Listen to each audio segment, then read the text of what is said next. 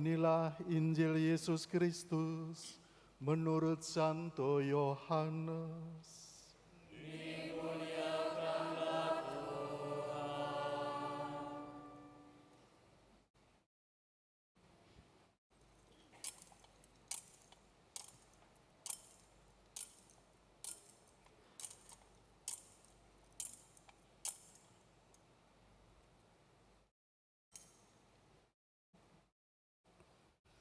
Dalam percakapannya dengan Nikodemus, Yesus berkata, "Begitu besar kasih Allah kepada dunia ini, sehingga Dia telah mengaruniakan putranya yang tunggal, supaya setiap orang yang percaya kepadanya tidak binasa, melainkan memperoleh hidup yang kekal. Sebab Allah mengutus putranya ke dalam dunia, bukan untuk menghakimi dunia, melainkan dunia diselamatkan melalui Dia. Siapa saja yang percaya kepadanya, ia tidak akan dihukum.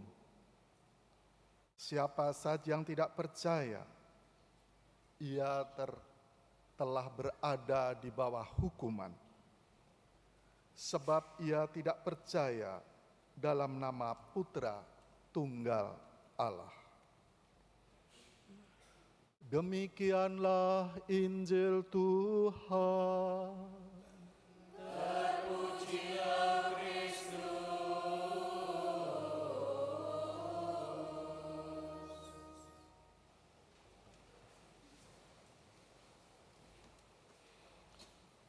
Bapak, Ibu, dan saudara-saudariku yang terkasih, sejak dahulu kala setiap orang percaya di dalam hatinya, di dalam hidupnya, bahwa ada pribadi yang ilahi. Dahulu kala nenek moyang kita percaya kehidupan yang adikodrati, di belakang kodrat ini, kodrat kita, ada kehidupan yang kita sebut sering yang ilahi, yang mengatasi kehidupan dunia ini. Mereka yang menyembah, ada yang matahari, maka di Jepang agama Shinto, ya benderanya matahari. Itu yang ilahi.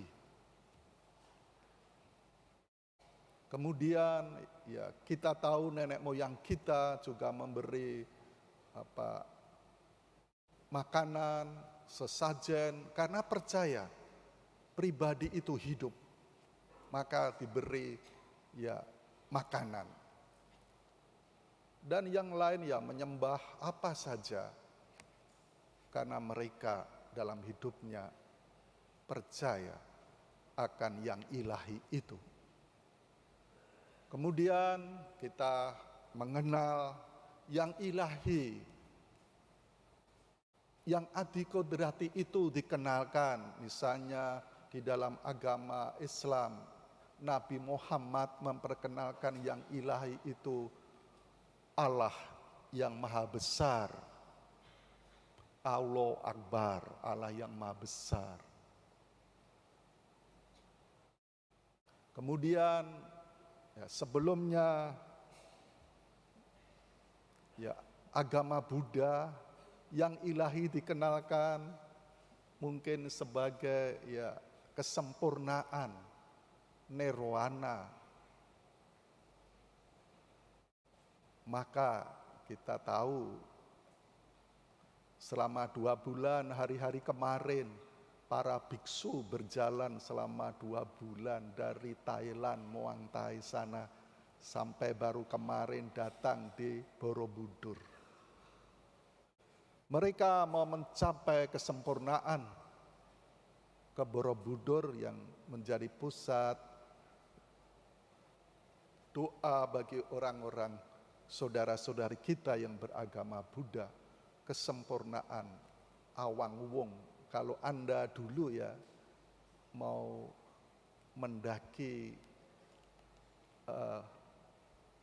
Candi Borobudur, ya semakin ke atas semakin sepi, hanya ada Siddhartha Gautama dan lama-lama tidak ada karena hanya Awang Wong, kosong, nirwana. Kalau di bawah ya ada lukisan-lukisan, cerita-cerita kehidupan orang yang baik, yang jahat, ya cerita-cerita untuk pelajaran hidup manusia. Tetapi semakin mendaki ya kita nirwana, kosong, sempurna. Maka para biksu berjalan istilahnya tudong ke puncak Borobudur untuk menggambarkan menuju kesempurnaan berjumpa dengan yang ilahi itu. Dan tadi kita dengar dalam agama Yahudi, yang ilahi berjumpa dengan Musa di puncak Sinai. Dan yang ilahi itu memperkenalkan diri, mewahyukan diri kepada Musa. Tadi kita dengar, kemudian yang ilahi mengatakan, Tuhan adalah Allah yang penyayang dan pengasih, panjang sabar dan berlimpah kasih setianya. Tuhan memperkenalkan diri kepada Musa, Tuhan, Yahweh, Allah yang penyayang, pengasih, panjang sabar dan berlimpah kasih setianya. Tetapi agama Yahudi merasa menjadi agama terpilih, dan yang ilahi yang diperkenalkan oleh Musa itu sebagai Tuhan yang penyayang, pengasih, hanya untuk orang Yahudi saja, hanya untuk orang Israel saja, bukan untuk orang-orang di luar Israel. Dan saudara-saudariku, yang ilahi diperkenalkan oleh Musa sebagai Tuhan yang Maha Pengasih, kemudian yang panjang sabar, berlimpah kasih setianya, itu dialami oleh Tuhan Yesus. Tuhan Yesus beragama Yahudi. Dan dia sangat rajin mengunjungi sinagoga yang besar, ya Bait Allah di Yerusalem, rajin. Dan itu yang dikenal oleh Tuhan Yesus, bahwa adikodrati yang ilahi itu sebagai Allah yang penuh kasih, sabar, dan kasih tadi disebut kasih setia kepada umatnya untuk orang Yahudi. Dan hari ini kita memperingati Hari Raya Tritunggal Maha Kudus. Tuhan Yesus memperkenalkan yang sekarang kita sebut Allah, memperkenalkan Tuhan yang mengatasi kodrat ini. Tuhan Yesus memperkenalkan yang adikodrati itu sebagai Bapa, Putra, dan Roh Kudus. Tuhan memperkenalkan lewat Tuhan Yesus Allah yang maha kuasa, Allah yang maha tak terjangkau, yang transenden, mengatasi pikiran, mengatasi semuanya, diperkenalkan oleh Tuhan Yesus sebagai Allah Bapa, Putra, dan Roh Kudus, satu kodrat tiga pribadi.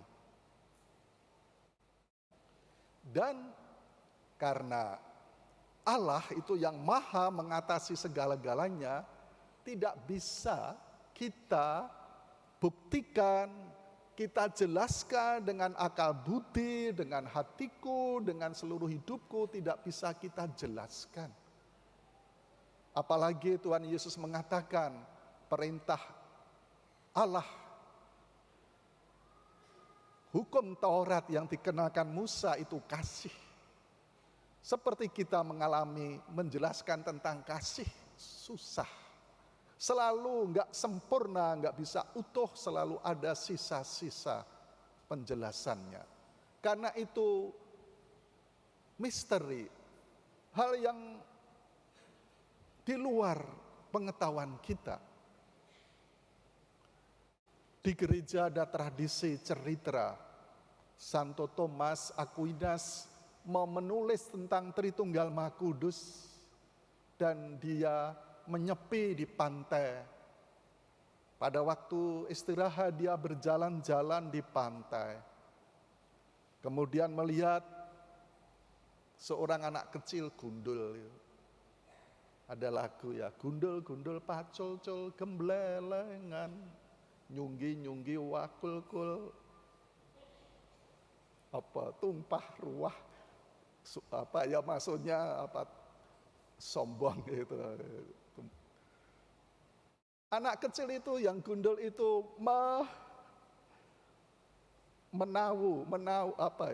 menguras laut itu dengan kelapa, batok kelapa degan itu di pinggir pantai kan sering orang minum kelapa muda, masukkan gitu tuh. Terus itu Santo Thomas Aquinas jalan bolak-balik dan selalu melihat gundul-gundul pacul itu nguras laut itu di kelapa, batok kelapa, bekas kelapa muda itu, terus gitu. Kemudian Santo Thomas bertanya, anak kecil, gundul-gundul pacul, kerjaanmu apa? Sejak tadi ngambil air laut ke batok ini, kelapa ini. Lalu anak kecil itu mengatakan, aku mau menguras laut ini ke dalam batok kecil ini. Santo Thomas Aquinas yang cerdas, yang banyak membuat teologi ilmu tentang ketuhanan ya, ingin mengetahui Tuhan ya. Memang perlu kita dibeli otak ya. Mau menjelaskan tentang Tritunggal Maha Kudus, Santo Thomas mengatakan, ya ora iso to le. Laut yang luas begini nggak mau kuras dalam batok tempurung. Lalu anak kecil si gundul-gundul pacul itu mengatakan, demikian juga engkau, Bapak Thomas Aquinas, engkau mau menjelaskan, mendetail tentang Allah Tritunggal Maha Kudus lewat tulisan-tulisanmu, lewat pikiran kepalamu.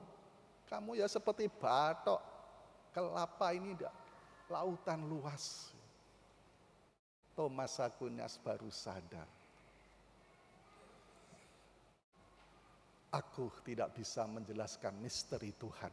Selalu ada yang kudus, yang misteri, yang tidak bisa terjangkau oleh pikiranku. Bisaku hanya percaya, beriman, menghormati, dan kita juga demikian.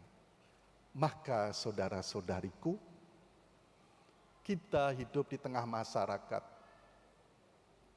boleh cerita pengalaman tentang Tritunggal Maha Kudus,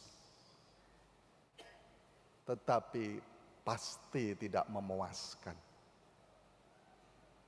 Banyak orang Katolik yang kemudian imannya menipis, pergi ke tempat lain, kemudian meninggalkan ajarannya karena, Tuhanku kok sepertinya 3 ya, Bapa, Putra, Roh Kudus ya. Goncang. Hanya lewat pikirannya yang seperti batok degan di antara lautan. Seakan-akan dia, iya. Banyak, tidak sedikit.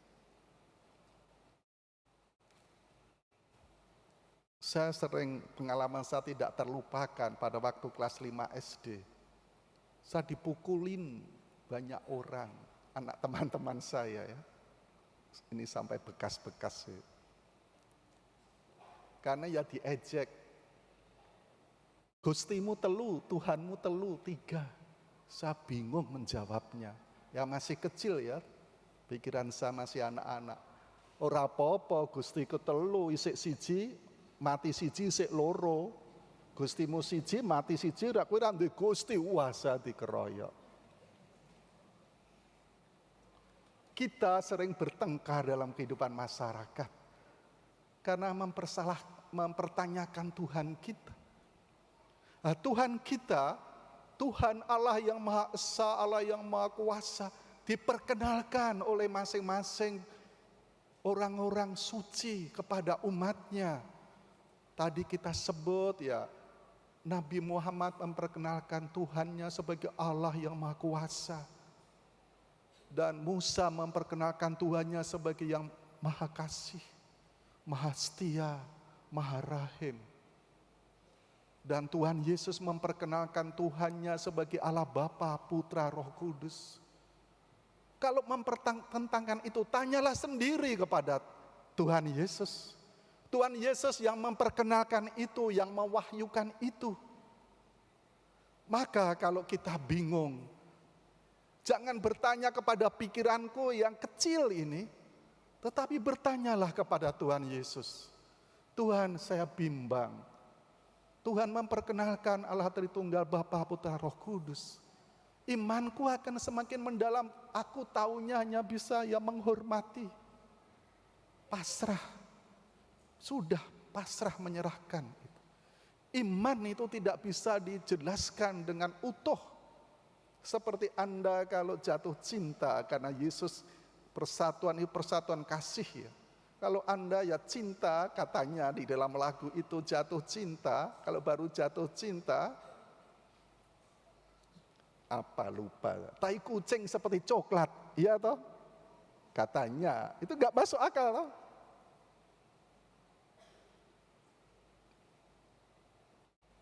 Ada orang jatuh cinta, saya pernah di pastoran di pinggir pantai gitu, saya lihat ini anak muda-mudi gak ke gereja ini. Saya pada waktu mau misa persiapan lihat ya sepasang. Setelah misa, hampir jam 12 siang dia masih di pinggir pantai. Badannya jadi hitam sekali. Padahal sebelum jatuh cinta, anak mudi itu selalu luluran, terus biar putih, pakai bengkoang, pakai pace. Enggak masuk akal. Kalau pas cinta. Demikian juga kita. Kasih Tuhan tadi dikatakan dalam Injil, Tuhan mencintai umat manusia, mengutus putranya, mengasihi, tidak menghukum, mengasihi. Dan kasih tidak hanya percaya, masuk akal, logika, tetapi ada hal-hal yang misteri. Dan aku hanya bisa semakin berpasrah, semakin beriman. Maka saudara-saudariku kalau ditanya Allahmu 3, Allahmu apa, kita enggak bisa menjelaskan. Katakanlah, ikutilah Tuhanku, Tuhan Yesus. Dia yang memperkenalkan. Dan aku percaya saja. Dia yang mewahyukan dirinya bahwa Allah itu Bapa, Putra, Roh Kudus. Dia yang bersabda demikian. Memang kita punya pikiran dan bisa menjelaskan, tetapi pasti tidak mengena, tidak memuaskan. Maka mari kita dalam hidup bermasyarakat jangan memperbincangkan, berdebat tentang iman kita, tentang ajaran-ajaran agama kita kalau tidak seiman. Kita kerjasama dalam gotong royong, hidup yang baik, saling membangun persaudaraan, saling mengasihi satu sama lain, dan Tuhan Yesus Kristus, kasihilah sesamamu manusia seperti dirimu sendiri. Kalau Musa, Tuhan yang maha kasih, maha setia, maha rahim kepada umat Israel, kalau Tuhan Yesus mengatakan Allah, dan dia mengatakan aku putra, dan nanti Roh Kudus itu Tritunggal itu mengasihi seluruh dunia ini, tidak hanya umat Israel. Dan akhirnya kita menjadi percaya di dalam agama Katolik ini. Allah ya sedikit kalau memakai pikiran, Allah Bapa itu Allah yang mencipta, Allah asal, mencipta langit, bumi, dan itu Allah Bapa. Dan kita percaya di dalam Pancasila ketuhanan yang Maha Esa itu Allah semuanya. Lalu Allah Putra, Tuhan Yesus Anak, bukan Bapakku punya Allah, Bapakku punya istri, Bapak istri itu pikiran manusia, tetapi relasi yang akrab, relasi yang kasih. Aku putranya, Tuhanku ku sebut Bapa, dan dia mengajarkan Bapa kami itu. Dalam doa, aku putranya, Yesus. Itu yang menyelamatkan, pelaksana, yang menebus. Lalu Allah Roh Kudus itu yang melanjutkan, hadir di sini dalam Roh Kudus di sini. Kita bisa hidup sejahtera, kita hidup sukacita, kita bisa hidup dalam persaudaraan dan penuh keadilan, karena Yesus mengajarkan bukan hanya sebatas masuk surga, tetapi dia lebih, aku datang untuk mewartakan kerajaan Allah. Jadi agamaku, Yesus mengajarkan tidak perlu kita di surga besok, tetapi kita kerajaan Allah. Allah meraja di dunia, maka kita harus sukacita di dunia ini. Menjadi umat Katolik harus gembira, sukacita, dan tentu sejahtera. Tentu sudah diselamatkan.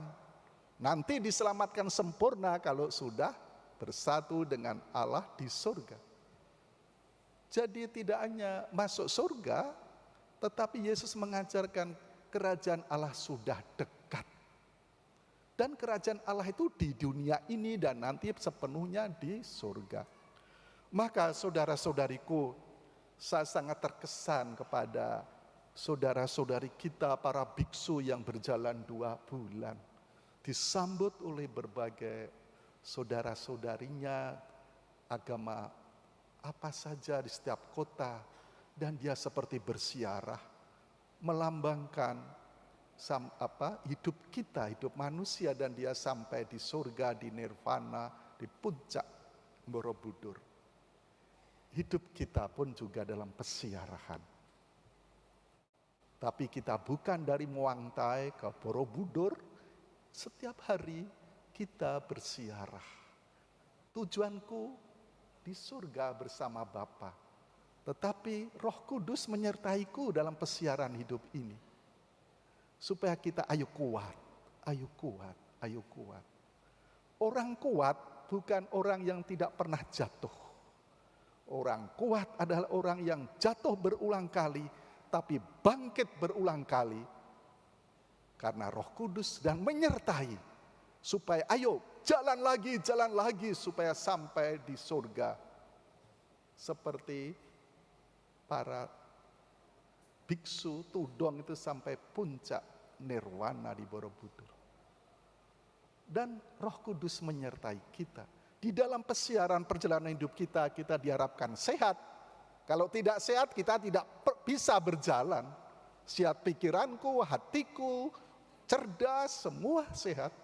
Kesejahteraan dan tentu sukacita, bukan jangan mengeluh. Kalau mudah mengeluh ya kita nggak bisa berjalan. Itu Roh Kudus. Maka ya, saya sangat senang dulu Mari kita menjadi murid Tuhan, Allah yang kasih, yang sungguh maha pengampun, maha pemurah. Itu kita tularkan kepada orang lain. Hidup penuh persaudaraan, hidup penuh bersyukur, tidak mengeluh, hidup penuh saling bergandeng tangan, mengulurkan tangan bersaudara kepada orang-orang lain. Di dalam perjalanan menuju surga itu. Semoga pada hari raya Tritunggal Maha Kudus ini kita disadarkan kembali Roh Kudus Allah Bapa, Putra, dan Roh Kudus selalu hadir. Saya harapkan Anda setia. Pada waktu dibaptis, imam mengatakan, aku membaptismu dalam nama Bapa, Putra, Roh Kudus. Dan saya sangat bahagia kalau saya memberkati jenazah. Dan saya mengatakan, saudaraku, selamat memasuki surga dengan membawa tanda kemenangan Kristus, Bapa, Putra, Roh Kudus. Dia setia sampai batas akhir. Kita doakan saudara-saudari kita yang maaf karena berbagai alasan kurang setia. Setiap masuk gereja buat air suci, Bapa, Putra, Roh Kudus, itu menjadi identitas kita, menjadi diriku. Dan Anda saya harapkan, marilah kita Anda seperti Roh Kudus yang terbang ke sana kemari.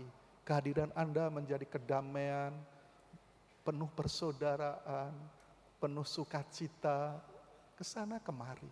Karena nanti Anda menyambut komuni, Bapa, Putra, Roh Kudus bersatu di dalam diriku.